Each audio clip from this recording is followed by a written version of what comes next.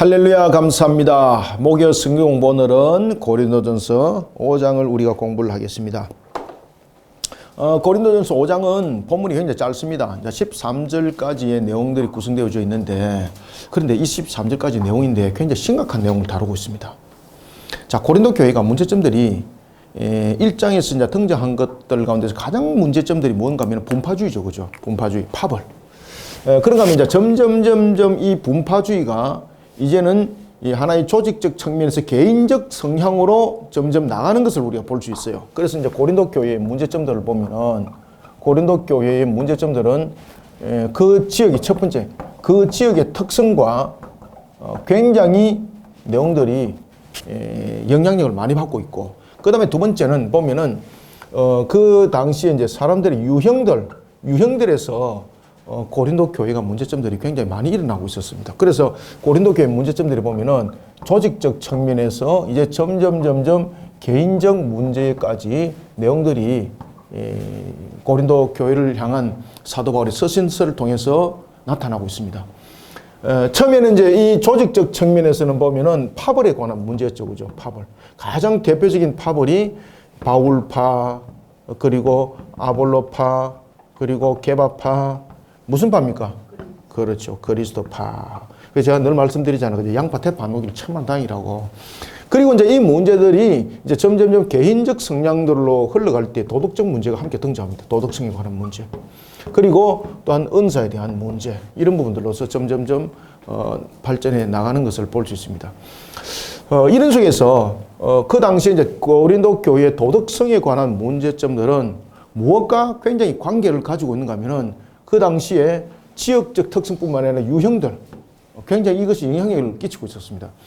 그 당시 이제 우리가 이제 보면 이제 5장의 그 내용들이 이제 보면 쭉 나와 있는 것들이 뭔가 하면은 성적 문제가 이 속에서 등장을 하거든요. 성적 문제.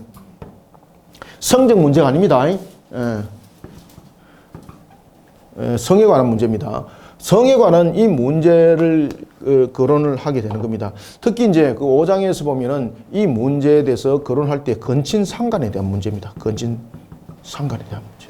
이 건친상간에 대한 문제는 아버지의 첩에 관해서 아버지의 첩이 그 당시 이제 그 고린도 지역에서는 보면은 첩들을 아마 많이 둔 것 같습니다. 그리고 이제 그 첩들을 두면서 젊은 첩들을 이제 많이 두게 된 거죠. 그러면은 이제 그 아버지의 아들이 장성한 분량이 이르는 경우 첩이 젊습니다. 그러면은 첩과 아들과 눈이 마주치게 되는 거죠. 그런데 이러한 내용들이 그 당시에 고린도 지역에서는 굉장히 만연하게 일어나고 있었습니다. 그런데 이러한 내용들이 교회 속에 그대로 들고 들어오는 겁니다. 교회 속에서 그대로 이 문제점들이 부각되어졌고 나타났던 문제점들이었습니다. 그러면은 이런 성적 문제가 왜 일어났는가를 여러분 또 아셔야 되는 거예요. 그래서 지역적 특성과 유형적 부분에서 이 부분들을 함께 발견할 수 있어야 되는 거예요. 자, 이 속에서 무엇이 작용했겠습니까? 어떤 문제점들이 이런 문제점들 속에 작용을 해서 이런 아버지의 첩을 아들이 같이 서로 간에 눈이 맞아가지고 일들을 벌리게 되는, 우리가 이제 창세기도 보면 그런 일들이 있었죠. 그죠? 아버지의 그렇죠. 우리가 이제 잘 아는 것처럼 르우벤에 대한 문제점들이 거기서 이제 터지지 않습니까? 르우벤에 대한 문제. 그리고 이제 이로 인해서 장자의 언약의 장자의 모든 부분들, 그 다음에 기업의 장자에 대한 모든 부분들이 전부 다 사라지게 되는. 그래서 믿음의 장자, 언약의 장자는 누가 되는 겁니까? 유다가 되는 것이고, 그 다음에 기업의 장자는 누가 됩니까? 요셉이 되는 거죠. 요셉. 그래서 요셉이 아들들이 두 지파를 가져가지 않습니까? 르벤은 그냥 장자에도 불구하고, 장자는 원래 기업의 배를 이제 그 형제들 가운데 가져가게 되어 있거든요. 그런데 기업을 배를 받지 못하는 이런 문제점들이 터진 겁니다. 그 속에서 가장 문제점들이 뭡니까? 건진상간.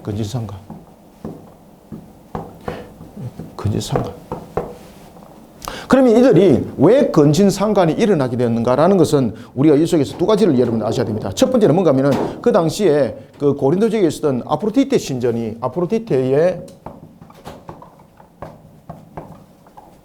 신전 속에서 일어났던 행위 가운데서 가장 그들이 행위를 담고 있었습니다. 그런데 이것이 죄로 여기지 않았던 것이 하나가 있습니다. 그것이 뭡니까?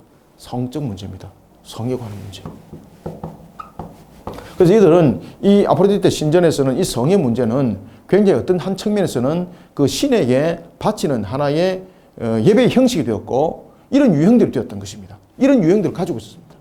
그 다음에 두 번째는 이게 이제 첫 번째 이유였고 그 다음에 이제 두 번째는 어떤 유형들을 가지고 있었는가 하면은 바로 구원론에 대한 문제였습니다. 자, 이 고린도 지역에서는 그 당시에 고린도 지역에서는 보면은 플라톤 철학들이 굉장히 만연했거든요. 플라톤 철학이. 이런 플라톤 철학이 굉장히 만연하면서 그 영향이 플라톤 철학의 영향을 굉장히 끼쳤던 하나의 이단 세력이 있었는데 그 세력이 무엇이었습니까? 영지주의.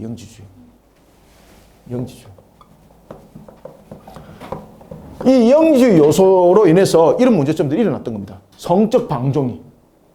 어떤 문제가 일어났는가 하면은 자신들은 이미 영적 구원을 받았다는 이야기예요. 영적 구원을 받은 상태 속에서 자신들의 행위에는 죄가 없다는 거예요. 그래서 자신들은 이미 영적으로 구원을 받았기 때문에 행위에 대해서는 자유함이 있다는 거예요. 이 속에서 성에 대한 건지상간을 도덕적 문제로서 바라보는 것이 아니라 자유에 관한 부분을 해석을 해버린 거예요. 아시겠습니까? 이 성적 문제를 무엇으로 해석했다? 이렇게 해석을 해버린 거예요. 이게 교회 안에서 문제가 생깁니다. 이것이. 밖이 아닙니다.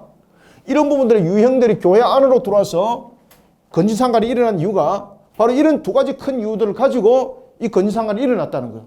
그래서 사도 바울이 뭐라고 말하는 거냐면 그들을 용서하고 받아들이면 안 된다. 그들이 이미 영으로는 구원받았을 때 그의 육신들에 대해서 반드시 치리가 있어야 된다. 그래서 교회 밖으로 쫓아보내라 그랬어요. 그런데 그들이 교회 밖으로 쫓아보내라는 것은 구원에서 그들이 탈락됐다는 것이 아니라 그들로 하여금 다시 회개시켜 돌이키는 목적들을 가지고 있었던 것입니다. 그래서 교회에서 이런 부분들을 용납하지 말라는 거죠.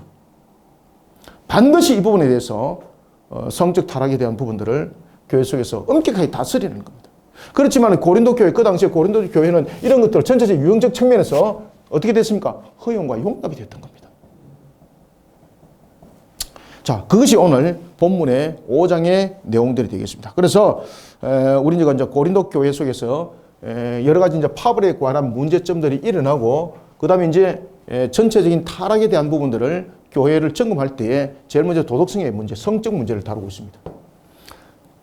이것이 굉장히 중요한 문제였다는 거죠.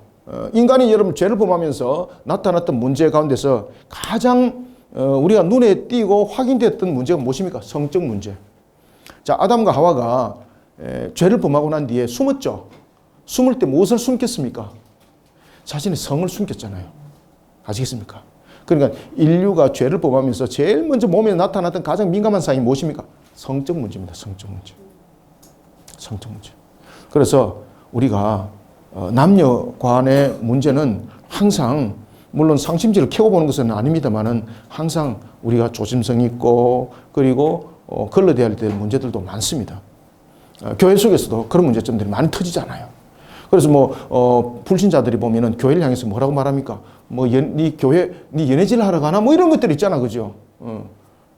이런 것들. 옛날에도 보면은 그런 문제점들도 있잖아요.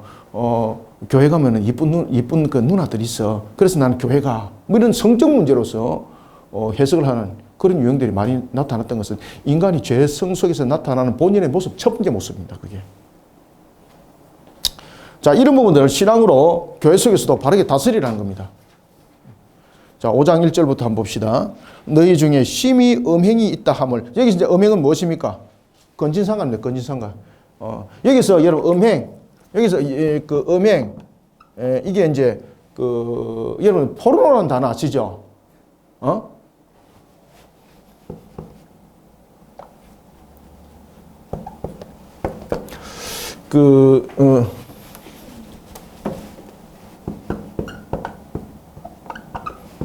이 포르노라는 이 단어가 어디서 왔을까요?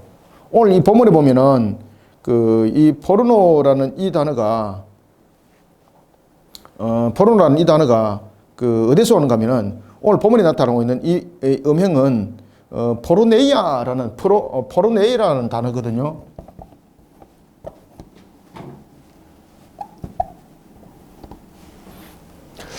이 포르네이아, 오케이. 하나가 빠졌다.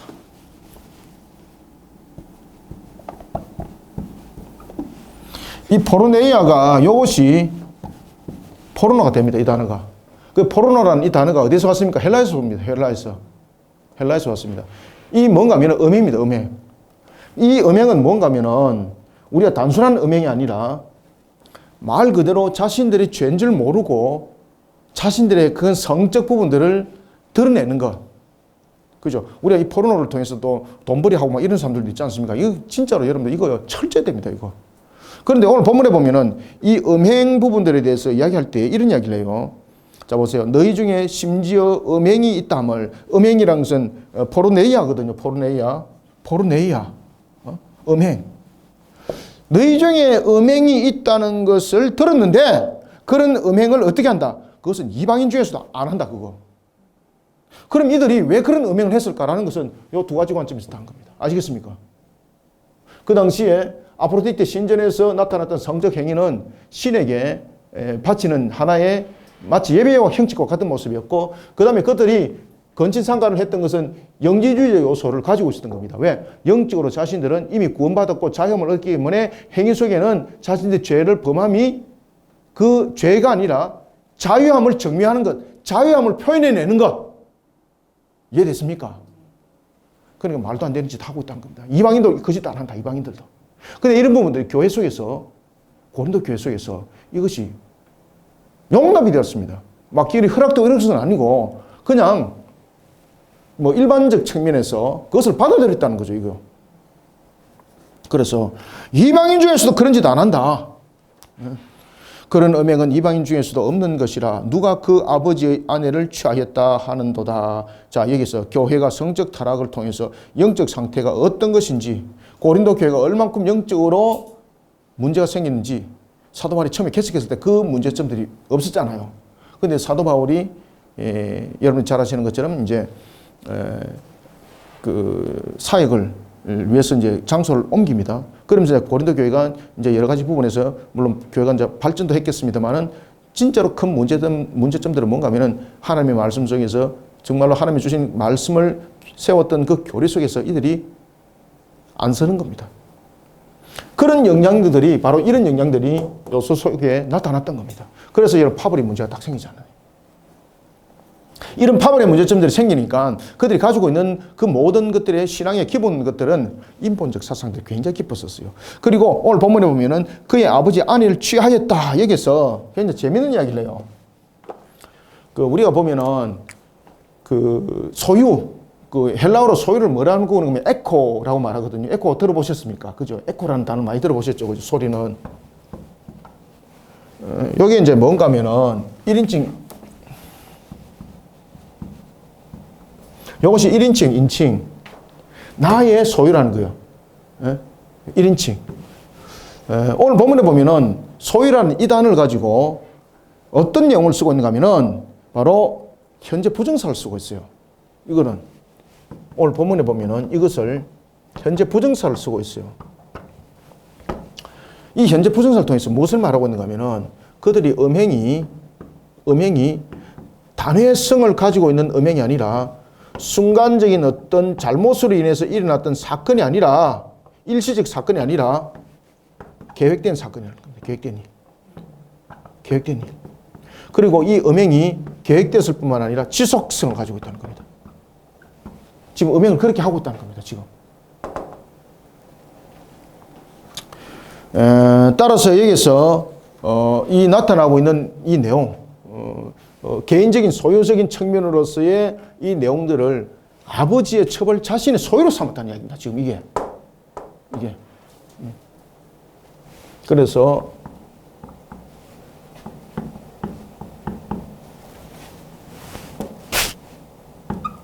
요 단어를 딱 쓰는 거예요.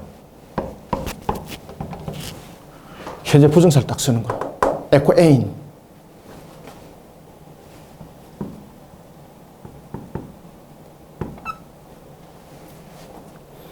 자신의 여기 1인칭이거든, 1인칭. 여기에 이제 현재 부정사 1인칭 현재 부정사가 되면 이렇게 되는 거예요.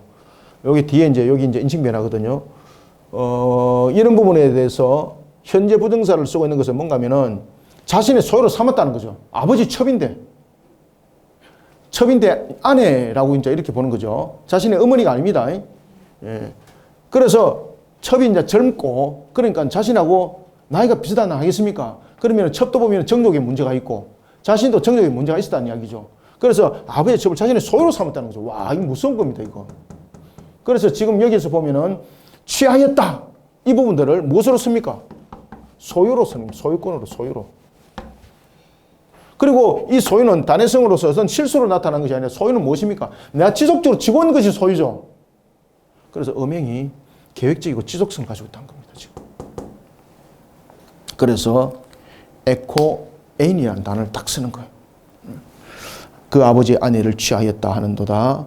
그러하고도 너희가 오히려 교만하여져서 어찌하여 통하니 여기지 아니하고. 그래 이제 교회에서 이 성도들이 행하는 행동들을 보면서 신앙으로 바로 가르쳐야 될 사람들이 신앙으로 바로 가르치지 못하고 똑같이 그 짓을 하고 있다는 겁니다. 그러면서 파벌이나 나누고 그러면서 개인적 자랑이나 하고 있고. 그리하고도 너희가 오히려 교만하여져서 어찌하여 통하니 여기지 아니하고 그 일 행하는 자를 너희 중에서 쫓아내지 아니하였느냐. 여기서 여러분을 쫓아낸다는 것은 무슨 의미를 가지고 있습니까?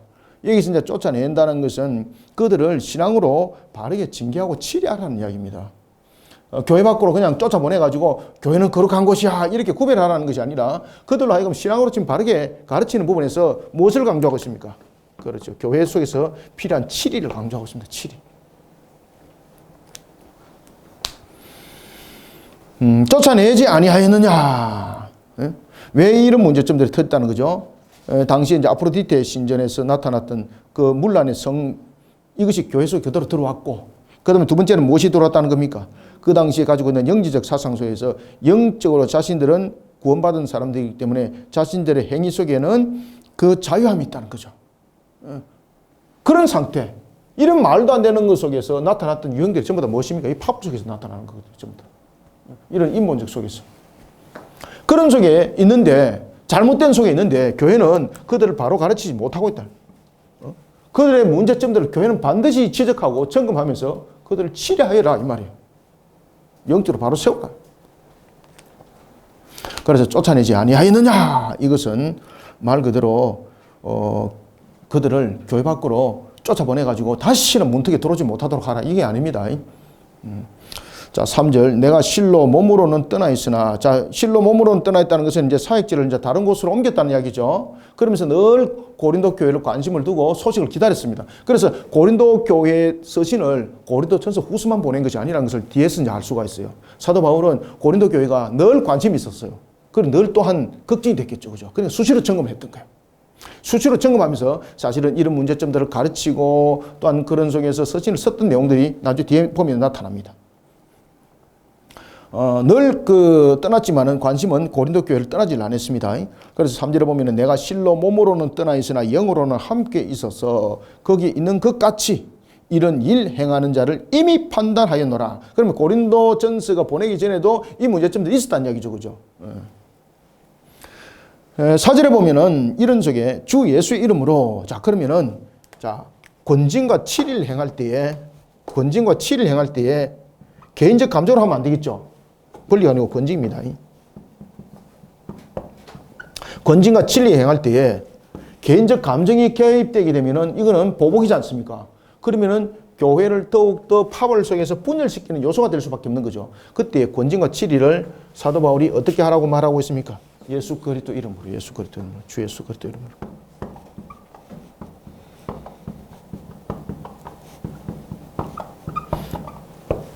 그러면 주 예수 그리스도 이름으로 치리하고 권징하라는 것은 무엇이 바탕이 되라는 겁니까?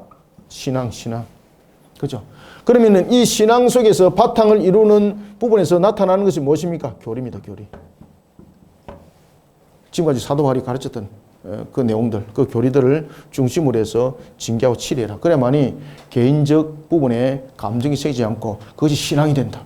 그래서 치리를 받는 자들도 그것을 보복으로 여기지 않고 신앙으로 우리를 견인하는 것으로서 받아들인다는 것이죠.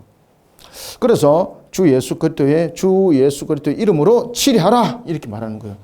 4절 주 예수의 이름으로 너희가 내 영과 함께 모여서 우리 주 예수의 능력으로 이런 자를 사탄에게 내어주었으니. 자, 이게 뭡니까?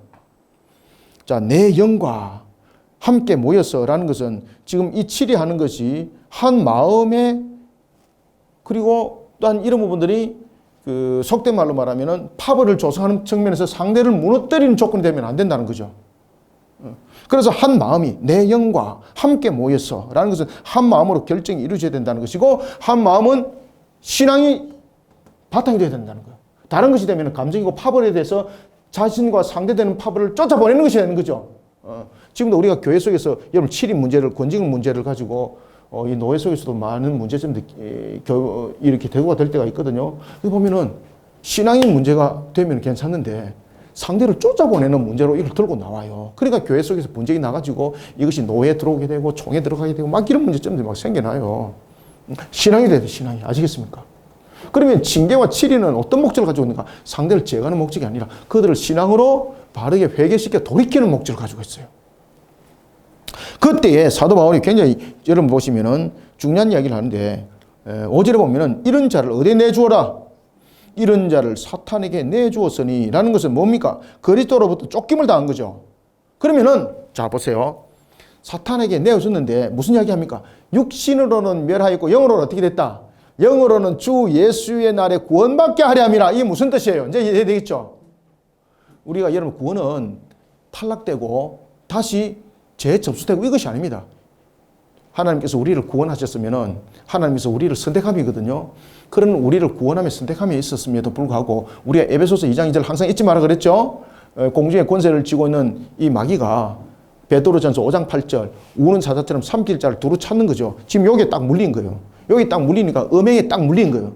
음행이 딱 물렸는데 잘못되었습니다. 그러면 그들을 지금 신앙으로 바로 세우는 측면에서 이들이 어떤 부분들로도 지금 돌이키지 않습니다. 그러면 잘못된 부분에 대해서는 어떻게 하라는 겁니까? 강력한 치리를 통해서 그들을 징계하라는 겁니다. 그래서 교회 밖으로 내어 쫓아라고 말하는 것은 그들의 몸 속에서 나타나고 있는 그 행위 속에서 철저하게 이 부분들을 징계 치리하이라는 것입니다. 그러면은 오늘 본문 속에서 그들을 그러면 사탄에게 내준 것인가? 아니라는 이야기입니다. 그러면 그들이 당하는 여러 가지 환난들과 여러 가지 어려움들과 여러 가지 고난들과 이런 속에서 자신들의 잘못된 것을 회개하고 돌이킬 때 교회는 받아주라는 겁니다. 그래서 여기서 우리가 여러분 기억해야 될 것은 요한계시록과 연결하셔야 됩니다. 특히 오늘 본문에 보면은 이런 자를 사탄에게 내어주었으니라고 말하는데 그러면 이런 자들은 구원이 아닌가? 뒤에 보니까 영적으로 구원 받았다 그러잖아요. 그러면 이들에게 주어지는 것은 뭔가 하면 징계치를 통한 무엇을 지금 설명하고 있습니까? 값을 설명하고 있습니다. 값을. 자, 이스라엘 백성들이 여러분들이 잘 아시는 것처럼 역사 속에서 두 번의 남과 북이 무너짐을 당하죠. 그죠? 하나는 BC 722년의 사건이고 하나는 BC 586년의 사건이죠. 자, 722년에 아수르에 의해서 북이스라엘이 멸망당하죠. 그죠? 사탄에게 내준 거잖아요. 그 다음에 BC 586년에 바벨론에 의해서 유다가 멸망당하잖아요. 그들을 사탄에게 내준 거잖아요. 그죠? 그런데 하나님께서는 그들을 어떻게 하십니까? 이들을 하나로 묶어서 70년의 회복을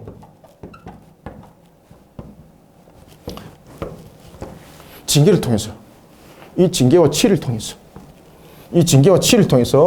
그들을 회개시키죠. 그죠? 그리고 그들을 하여금 예루살렘으로 돌아오도록 하는 거예요. 예루살렘으로 다시 그들을 회개시켜서 하나님께서 그들을 돌이킴이 되는 거예요. 이런 부분들을 우리가 오늘 본문에 나타나고 있는 것처럼 누구에게 내줬다? 그렇죠. 사탄에게 내어주었다라고 이렇게 말하는 겁니다. 그러면 사탄에게 내어줬다는 것은 사탄에 속한 자가 되었다 이것이 아니라 무엇입니까? 그렇죠. 권징과 치리 그에 대한 값을 말하고 있는 겁니다. 값을. 만약에 이런 부분에 대해서 그들이 사탄에게 내어준 자라고 말한다면은 사탄에게 내어줬다고 말하면 안 되고 그들은 무슨 자녀라고 말해야 됩니까? 성경에서는 이렇게 말합니다. 이렇게 사탄에게 내어줬다고 말 안 하고 그들이 사탄에게 속한 자라, 다시 말하면 구원받지 못한 자라고 말할 때는 마귀의 자녀라고 말합니다. 성경에서. 마귀의 자녀라고 읽었습니다. 근데 여기서 마귀의 자녀라는 단어를 안 쓰잖아요. 사탄에게 내어줬다 그러잖아요. 그럼 사탄에게 왜 내줬을까라는 것입니다. 아시겠습니까? 그 죄에 대한 무엇입니까? 값입니다. 값. 그러면 이런 값을 왜 허락하셨는가? 어떻게? 회개시켜서 돌이키는 것처럼 마치 이스라엘이 바빌로니에서 멸망당했을 때에 70년의 회복을 하나님께서 약속했던 것처럼 회개시켜 그들을 다시 예루살렘으로 하나님께서 돌아오게 하시죠. 그죠? 요와 같은 겁니다. 그래서 여기서 여러분들이 헷갈리지 마시길 바랍니다. 이런 자를 사탄에게 그러면 와 이거 사탄이 내주면 이거 구원받지 못하네. 이제 이렇게 보는 겁니다. 여기까지. 그런데 뒤에서 보니까 무엇입니까? 이는 육신은 멸하고 영은 주 예수의 날에 구원받게 하려 하십니다. 라는 것을 통해서 우리가 이 내용들을 교회 출교의 목적이 무엇이라는 겁니까? 4절과 함께 보셔야 돼요. 교회 7위, 그 다음에 교회를 통한 출교, 이 목적들이 영혼을 심판의 날에 구원하기 위함이에요. 구원하기 위함. 아시겠습니까? 그러면은, 자, 우리가 요한계시록 아까 잠깐 보자 그랬죠. 그죠? 요한계시록 보면은 우리가 3대 7중 대재앙이 있죠. 특히 이제 인의 재앙은 복음으로서 부름받은 속에서 나타나는 재앙이지만은 그렇지만 하나님의 택한 백성들 가운데서 굉장히 완악한 자들도 있다 그랬죠. 그 다음에 교회 안에서도 보면은 마치 구원이 탈락한 것처럼 오늘 요 본문의 말씀처럼 이런 자들이 막 있습니다. 그런데 이런 자들 가운데서 하나님 택한 백성이 있어요. 그냥 안 돌아와요. 얼마나 완악한지 몰라요. 오늘 본문에 나타나고 있는 것처럼 이런 자들 어떻게 합니까? 강력한 징계 치리가 있는 거예요. 그것이 바로 나팔장이에요. 나팔장. 그래서 하나님의 택한 백성들 가운데서 가장 강력한 그러한 징계와 치를 통해서 돌이키게 하는 것, 그런 자들을 사탄에게 내어줬다는 이야기예요. 지금 이해되셨죠? 그죠? 그래서 나팔장 속에서 그들을 회개시켜 돌이키는 것을 말하고 있는 거예요. 자, 6절 봅시다. 너희가 자랑하는 것이 옳지 아니하도다. 자, 그러면 그들이 이런 속에 자랑하는 것이 무엇인가? 그들이 자랑 삼는 것이 무엇이었습니까? 여러분들 한번 생각해 보세요. 고린도 교회 이러니까 그들이 제일 먼저 자랑 삼은 것이 무엇입니까? 파벌. 그죠? 자신들의 지도자를 자랑했잖아요. 내가 누구로부터 배웠습니다. 뭐 이러면서 자랑 삼았잖아요. 자신들이 자랑 삼았던 것은 자신들이 누구로부터 배웠다라는 그러한 지도자로서의 자랑. 그 다음에 고린도 교회는 지식이 좀 탁월하다 그랬죠. 그죠? 여러 가지 부분에서 그들이 가지고 있는 지식과 언변, 이런 것들을 자랑 삼았던 거예요. 지식과 언변. 이러니까 이게 전부 다 인본주의 신앙이 되는 겁니다. 이런 부분들이. 그 다음에 이제 세 번째는 그들이 자랑 삼았던 대표적인 것들이 뭔가 하면은 이제 뒤에 이제 넘어가면은 무슨 사건이 나타납니까? 은사 사건 나타나죠. 그죠? 은사의 문제를 가지고 그들이 특히 이제 성령의 은사를 문제 가지고 그들이 자랑 삼았던 것을 볼 수가 있고, 그 다음에 또 하나 대표적인 것은 뭔가 하면은 오늘 이제 도덕적 문제가 터졌죠. 그죠? 이 도덕적 방종조차도 그들은 무엇으로 호도했습니까? 신앙의 성숙으로 호도한 거예요. 신앙의 성숙. 신앙의 성숙으로. 이런 식으로 자신들이 자랑 삼았다는 거죠. 이 자랑이 결국은 신앙이 아니고 무엇이었습니까? 이것이 신앙이 아니고 인본주의였다. 인본주의. 이 속에 전부 다 무리임을 당했던 것이다. 너희가 자랑한 것이 옳지 아니하도다. 적은 누룩이 온 등에 퍼지는 것을 알지 못하느냐. 이게 뭡니까? 죄를 방치하니까 교회 속에서 용납이 된 거죠. 용납이 되고 그리고 이해를 해주고 수긍을 해버리니까 거기에서 안 끝나더라는 겁니다. 어떤 문제가 좀 터졌으면 다른 사람에게 영향이 다 끼치더라는 겁니다.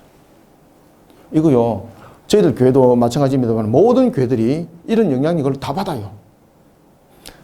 그래서 우리가 신앙은 좀 엄격함이 있어야 돼요. 엄격한 가르침이 있어야 돼요.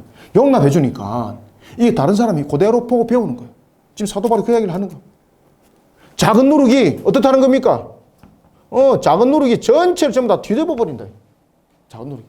이 잘못된 조그마한 하나의 신앙 문제를 이것을 바르게 징계치를 통해서 안 가르치니까 이것이 점점점 하나가 되고 두 개가 되고 두 개가 세 개 되고 이러니까 옆에 사람과 똑같이 닮아가더라.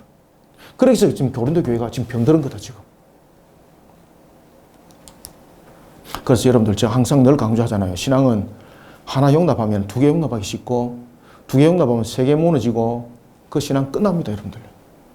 근데 자기만 끝나는 것이 아니에요. 누구에게 영향이 미친다? 공동체, 고린도 교회처럼 전체 영향이 끼치는 거예요, 전체.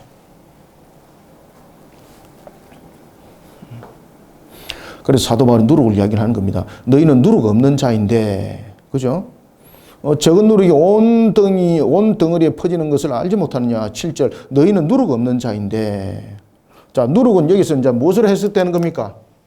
여기서 이제 누룩은 좋은 것으로 해석되는 것이 아니라 불의하고 부정하고 부패하고 타락하고 이런 부분들로 누룩이 지금 해석되는 거죠. 누룩이. 너희들은 누룩 없는 자인데 새 덩어리가 되기 위하여 묵은 누룩을 내어버리라. 모든 죄악의 근거를 다 버리라는 겁니다. 그래서 우리가 때로는 우리가 이 마귀가 유혹할 때에 우리로 하여금 육신으로 쾌락을 느끼게 하고 이런 것들을 보면은 참 즐거움이고 기쁨이잖아요. 그죠? 이런 부분들이 신앙이 아닌 것은 반드시 다 버리라는 겁니다. 그 조그마한 그 달콤한 속에 다 무너진다, 나중에. 그래서 죄악의 근거는 다 버리라. 죄악되는 죄악의 근거가 되는 거예요. 신앙을 하려면은 죄악의 근거가 되는 요소는 반드시 버리셔야 됩니다. 아시겠습니까? 이게 용납이 되니까 신앙도 안 되고 다른 사람도 병들게 만들고 공동체가 모두 다 힘들어지는 거예요. 이거. 너희는 7절 너희는 누룩 없는 자인데 새 덩어리가 되기 위하여 묵은 누룩을 내버리라. 특히 이제 묵은 누룩은 보면은 우리가 용납되어지는 경향들이 많죠. 왜냐하면 옛날부터 내려오던 뭐 관습이다. 뭐 이런 것들도 있습니다. 그래서 묵은 잘못된 신앙들, 이것이 물은 누룩이 또 될 수도 있는 거죠. 이런 부분들을 조차도 용납하셔서는 안 된다. 묵은 누룩을 버려라. 우리의 유월절 양 곧 그리스도에게 희생되셨느니라. 그러면 우리는 무엇을 취해야 되는가? 십자가 신앙을 취하라는 겁니다. 그래서 묵은 누룩을 취하지 말고 무엇을 취하라? 무교병을 취하라. 무교병. 지금 여기에서는 유교병과 무교병을 지금 구별해서 주고 있습니다. 유교병 속에는 무엇이 들어갑니까? 이 속에서는 누룩이 들어가는 거죠. 누룩. 무교병 속에서는 무엇이 안 들어갑니까? 그렇죠. 누룩이 안 들어가죠. 그죠? 누룩이. 그래서 우리의 신앙이 무엇이 되라는 겁니까? 무교병 신앙이 되라는 겁니다. 무교병 신앙. 어떤 요소도 허락지 말고 그 부분들을 단호하게 끌어내라. 그것이 때로는 순간적으로 마치 나에게 기쁨이 없어지는 것 같고 손해보는 것 같고 여러 가지 어려움이 봉착하는 것 같지만은 그것은 네가 느끼는 바다. 그냥 신앙으로 결단해라. 그러면 모든 것을 하나님께서 이끌어 가신다. 그 속에 생육 본성 충만함이 축복의 역사 결실의 열매가 이미 하나님께서 우리 앞에 펼쳐놓은 그 열매가 우리 것이 되는 거예요. 여러분들요. 그래서 묵은 누룩을 버리라. 우리의 유월절 양 곧 그리스도께서 희생되셨느니라. 이러므로 우리가 명절을 지키되. 여기서 이제 명절을 지키는 것은 무엇입니까? 우리에게 신앙이 무엇이 되라는 겁니까? 무교병 신앙이 되라는 겁니다. 무교병 신앙. 명절을 지키되 묵은 누룩으로도 말고 악하고 악이찬 누룩으로도 말고 누룩이 없이 오직 순전함과 진실함의 떡으로 하자. 이게 뭡니까? 무교병 신앙이 되라는 겁니다. 무교병 신앙. 그래서 무교병 신앙은 뭡니까? 과거의 죄악된 삶과는 완전히 구별된 성결한 삶. 성결한 삶. 무교병 신앙이 무엇입니까? 그렇죠. 성결한 삶. 결국은 신앙이 삶이 되어야 된다는 겁니다. 신앙이. 아는 것으로 되는 것이 아니에요. 여러분들요. 성결한 삶이 되라. 이 성결한 삶을 우리가 이루기 위해서는 무슨 신앙이 되어야 되는 겁니까? 그렇죠. 십자가 신앙이 되어야 됩니다. 이 십자가 신앙 속에서는 불의와 부정과 부패와 타락과 없는가 이런 것들 전부 다 못을 박는 거죠. 그 속에서 유익함들이 생길 수도 있는 거죠. 불의하고 부패하고 타락한 속에서 또한 타락한 것들이 짝을 이루어서 물질을 만들어내고 어떤 조건들을 만들어내서 자신에게 많은 것을 부귀와 영화를 줄 수도 있습니다. 그런데 그 속에서 매여 있다 보면은 이제 유교병 속에 찌드는 모습이 되어서 신앙은 온데간데 없고 나중에 결국은 그 속에 반드시 값이 많은 하나님으로부터 강력한 그러한 증거를 받는 그런 역사를 초래하게 된다는 겁니다. 그래서 무슨 신앙이 되어라? 무교병 신앙이 되어라. 무교병 신앙. 그죠? 유월절 신앙. 진실함의 떡으로 하자. 내가 너에게 쓴 편지에. 여기서 이제 쓴 편지는 무엇입니까? 고린도전서 전에 편지가 지금 오고 가고 했다는 이야기입니다. 특히 이제 고린도 교회에 너무나도 관심이 많아서 이미 그가 썼던 과거의 편지를 지금 가지고 이야기를 하는 거예요. 내가 너에게 쓴 편지에 음행하는 자들을 사귀지 말라 하였거니와. 그러면은 이미 이 문제가 지금 발견된 것이 아니라 어떤 데 하는 게 아닙니까? 그 전에 이미 여러 가지 문제점들이 계속되었고 지금 사도 바울이 여러 번 지적했다는 이야기입니다. 그런데도 불구하고 이들이 이 문제를 수소방관하고 있다는 거죠. 왜? 그 속에 자신들이 원하는 그러한 정욕들과 이런 부분들이 있기 때문에 손 놓지 못하는 거예요, 여러분들. 자, 10절 봅시다. 이 말은 이 세상의 음행하는 자들이나 탐하는 자들이나 속여 빼앗는 자들이나 우상 숭배하는 자들을 도무지 사귀지 말라 하는 것이 아니니 만일 그리하면 너희가 세상 밖으로 나가야 할 것이라. 그럼 이 말은 무슨 말입니까? 그러면은 음행을 멈춰라. 음행을 너희들이 하는 자들을 교회 밖으로 내쫓으라. 라는 것은 세상을 단절하라는 이야기가 아닙니다. 지금 사도 바울이 이야기하고 있는 것은 무엇인가 하면은 우리가 이런 부분들 속에 이미 세상이 죄악 속에 있는 거잖아요. 그러면 사도 바울이 말하고 있는 것은 그러면 세상으로부터 구별되어라 이것이 아닙니다. 무엇으로부터 구별되라는 겁니까? 세속으로부터 구별되라는 겁니다. 세속으로부터. 만약에 이것을 다 버리면 우리 세상에서 어디서 살 것이냐? 세상은 이미 그 공중의 권세를 쥐고 있는 마귀의 공중의 권세 속에 있는 것이고 그 다음에 우는 사자처럼 두루 삼킬 자를 찾아다니는 이 세상. 그러면 우리는 이 세상을 벗어나서 살아야 되는가? 아니다. 우리는 지금 세상에 완전 구원이 이루어지는 그날까지는 우리 세상에 속한 자들입니다. 아시겠습니까? 우리가 살아갈 수밖에 없는 거예요. 그렇지만 우리는 세상에 살아가지만은 무엇을 버리라? 세속은 버리라는 겁니다. 세속을. 그럴 때 우리는 무슨 삶이 된다? 그럴 때 성결한 삶이 된다는 겁니다. 성결한 삶이. 이걸 잘 이해를 해라. 내가 너희들로 하여금 지금 가르치고 있는 것이 세상 속에서 살아가는 존재가 되지 마라 이 말이 아니다. 우리는 세상을 등지고 어떻게 살아갈 수 있느냐? 살아갈 수 없다. 그런데 세상은 분명히 에베소서 2장 열에도 사도 바울이 그 이야기를 분명히 했죠. 그죠? 공중의 권세를 마귀가 쥐고 있고 베드로 전서에서도 5장 8절에서 말하고 있습니다. 삼킬 자를 두루 찬다 그랬습니다. 우는 암사자처럼 말입니다. 우는 암사자 사냥 잘하잖아요. 수사자보다 암사자가 사냥 잘하잖아요. 그죠? 암사자가 먼저 공격하거든요. 아주 사냥을 잘하죠. 수사자는 힘이라면은 암사자는 아주 여러분 지혜가 있어가지고 싹 숨어가지고 그 동물들을 공격하는 부분들에서 그룹도 형성하고 이런 것들 다 해요. 그러한 속에 우리가 살고 있습니다. 그렇지만은 우리는 이런 세상과 결탁되어진 세속을 그러면 함께 그 속에서 유하는 자가 되지 말고 내가 지금 하는 이야기는 뭔가 하면은 우리가 비록 세상은 살아가고 있지만은 그 세상은 어떤 세상이라니까? 죄악된 세상이라는 거죠. 그런 속에 사람들을 사귀지 마라 이것이 아니라 그들과 사귀어서 우리가 살아가는 가대 그들과 함께 세속 속에 있는 그 정신, 그 삶들, 그 배우지 말라고. 그런 속에서 같이 함께 하자고 하면은 절대 거절해라. 친구들 가운데서 불신자 많잖아요. 불신자 많잖아요. 근데 그 친구들, 여러분들, 그 관계를 끌 수는 없는 거지 않습니까? 그런데 그 친구들이 이런 세속적인 부분들로서 유혹을 하고 미혹을 할 때는 반드시 단호해라. 지금 내가 지금 이야기를 하고 있는 거다. 그러면서 심지어 교회 속에서도 이 부분들이 지금 용납이 되고 있다. 지금 이거. 용납되고 있다. 신앙 속에서 반드시 무교병 신앙으로 반드시 세워져야 된다. 그러지 않으면은 이거는 우는 사자에게 지금 삼킴이 되는 것이다. 그럼 교회는 껍데기만 교회지만 속은 마귀의 집단이 된다. 이거. 11절. 이제 내가 너희에게 쓴 것은 만일 어떤 형제라 일컫는 자가 첫 번째 음행하거나 두 번째 탐욕을 부리거나 세 번째 우상 숭배를 하거나 네 번째 모욕하거나 다섯 번째 술 취하거나 여섯 번째 속여 빼앗거든 어떻게 하라? 사귀지 말라. 이건 뭡니까? 교제를 이런 부분들에 통해서 교제가 일어나는 건 교제는 절대 하지 말라는 겁니다. 교제 단절해라. 사귀지도 말고 그런 자와는 함께 먹지도 말라 함이라. 그래서 신앙으로 바로 세우라는 겁니다. 신앙으로. 아시겠죠? 세상적 친구도 불신자들 있잖아요. 그렇지만 그들은 친구잖아요. 그런데 그들이 이와 같이 우리로 하여금 세속적인 속에서 음행을 하고자 유혹을 했을 때는 그런 부분들에 대해서는 분명히 거절을 해라. 단호해야 된다. 우리는 세상에서 속한 자지만은 그렇지만 세상 사람들은 아니지 않느냐. 우리는 성결한 삶을 살아가는 자들로서 무교병 신앙이 되어야 된다. 이 무교병 신앙이 되기 위해서는 우리가 그들 속에 묻어있는 그런 세속적인 부분들을 용납하는 모습으로 가면 안 된다. 그래서 함께 술 취하고 이런 거 하지 마라. 하지 마라. 반드시 값이 있다. 12절. 밖에 있는 사람들은 판단하는 것이야. 내가 무슨 상관이 있으리오마는 이게 무슨 말입니까? 이게 무슨 이야기입니다. 여기서 밖에 있는 사람들은 누굽니까? 이미 유기된 자들입니다.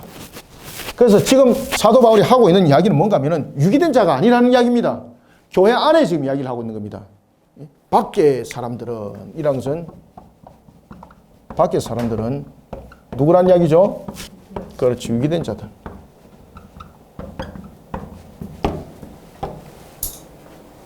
상관없다는 겁니다. 지금 그 사람들 이야기하고 있는 것이 아니라는 이야기입니다. 지금 이거. 그래서 내가 알 바가 아니다 이 말입니다. 밖에 있는 사람들은 판단하는 것이야 내가 무슨 상관이 있으리요마는 하나님께서 이미 영벌로서 이미 그들을 유기된 상태 속에서 이미 판단했기 때문에 내가 그들을 판단할 수 있고 판결할 수 있다 없다? 없다는 이야기입니다. 왜? 이미 유기된 자들은 하나님께서 구원하지 않기로 판결했기 때문에 내가 지금 그들 가지고 이야기하는 것도 아니다. 지금 이야기는 뭔가 하면은 우리 안에 구원받았다고 말하는 이들을 통해서 내가 지금 이야기를 하는 것이다. 그런데 우리가 완전한 구원 상태에 이르지 못하다 보니까 우리 또한 불완전 구원 상태 속에서 지금 성화 과정이 있다. 이 성화 과정 속에서 우리가 신앙에 단호함이 없으면은 마치 우리가 밖에 있는 사람들과 같은 그런 모습들로 우리도 살아가고 있다. 이게 굉장히 심각한 문제다. 반드시 값이 있다. 이거 깨달아야 된다, 이거. 그럴 때 그들의 신앙을 바르게 되돌리기 위해서는 반드시 교회 속에서는 신앙을 바르게 가르치는 측면에서 때로는 징계와 치리가 필요하다. 그때 징계와 치리는 어떻게 하라? 감정으로 하지 마라. 예수 그리스도 이름으로 해라. 그래서 신앙으로 바로 돌이키라. 때로는 그들을 출교할 수도 있다. 그렇지만 그것은 그들을 구원 밖으로 내어보냈다는 것이 아니다. 이스라엘 백성들이 이와 같이 586년의 멸망을 통해서 하나님께서는 70년의 회복을 일으켰던 것처럼 그러한 기간들이 있다. 그래서 하나님께서 나팔장을 두잖아요. 그죠? 그래서 우리가 제일 복된 자들이 뭔가 하면은 우리처럼 인내장으로 불렀을 때에 주 예수여 감사합니다. 그리고 늘 순종하는 신앙 속에 있는 사람들이 복된 자들입니다. 여러분들 아시겠습니까? 12절 밖에 있는 사람들은 판단하는 것이야 내게 무슨 상관이 있으리오마는 교회 안에 있는 사람들이야 너희가 판단하지 아니하랴. 이게 뭡니까? 교인들에 대해서는 분명히 권징과 그리고 치를 통해서 잘못된 신앙을 바르게 가르쳐야 될 우리는 책임과 의무가 있다 이 말입니다. 교회 밖에야 이미 하나님께서 심판하시고 이미 모든 것을 판결했기 때문에 우리는 그들을 갖다가 어떻게 세상에 대해서 말할 수는 없다. 그렇지만 우리에 대한 부분들은 굉장히 중요하다. 우리의 신앙들을 바르게 행하지 못했을 때는 반드시 공증과 치를 통해서 그 신앙을 바르게 일깨워야 된다. 무교병 속에 들어오도록 만들어야 된다. 무교병 속에. 이게 우리 책임이다 이거. 왜 그 일을 안 하느냐 말이야. 그래 교회가 지금 개판이 된 것 아니냐. 자 13절 밖에 있는 사람들은 하나님이 심판하시려니와 이 악한 사람은 너희 중에서 내쫓으라. 여기서 이 악한 사람 무엇입니까? 이 악한 사람 바로 뭔가 하면은 교회 속에서 무교병 신앙을 가지고 있는 사람들. 유교병. 회개치 않고 계속해서 뻗통대는 사람들. 결국 내쫓아라. 그죠? 그러면 나중에 어떻게 됩니까? 7 나팔장 속에서 두들기 맞습니다, 여러분들. 그래서 두들기 맞고 오기를 원하십니까? 아니면 그냥 주님 앞에 머무시기를 원하십니까? 그래서 우리가 항상 신앙 속에 우리의 근본들을 세워나가는 것이 그만큼 중요하다는 겁니다. 자, 오늘 우리는 고린도전서 짧은 5장의 13절 내용입니다만은 짧진 않죠, 그죠? 많은 신앙의 우리의 모습들을 설명해 주고 있었습니다. 오늘도 우리의 모습들은 항상 무슨 신앙이 되라? 무교병의 신앙들로 만들어가는 우리 모든 성도들이 되시기를 소원합니다. 기도하고 마치겠습니다. 하나님 감사합니다. 주께서 오늘도 우리에게 베푸시는 은혜를 감사드립니다. 우리에게 믿음과 소망을 다해 주시고 이 땅을 살아갈 때 말씀으로 우리를 조명하여 주시고 이끌어 인도하시니 감사합니다. 우리의 신앙이 옆걸음 치지 않도록 이사야 28장의 말씀처럼 개걸음 치지 않도록 우리의 근본들이 항상 하나님의 말씀을 향하게 도와주옵소서. 오늘도 원건각지에 있는 우리 모든 성도들 주께서 기억하여 주시며 우리들이 고린도전서 5장의 말씀을 상과 만판 속에 잘 각인하고 새겨서 항상 신앙의 근본들을 바르게 세워나가는 무교병 신앙이 되게 하여 주옵소서. 오늘도 주신 말씀으로 우리를 더욱더 새롭게 하여 주시옵고 오늘도 주신 말씀으로 우리로 하여금 영으로 깨어 일어나게 하여 주옵소서. 예수님의 이름으로 기도드립나이다. 아멘.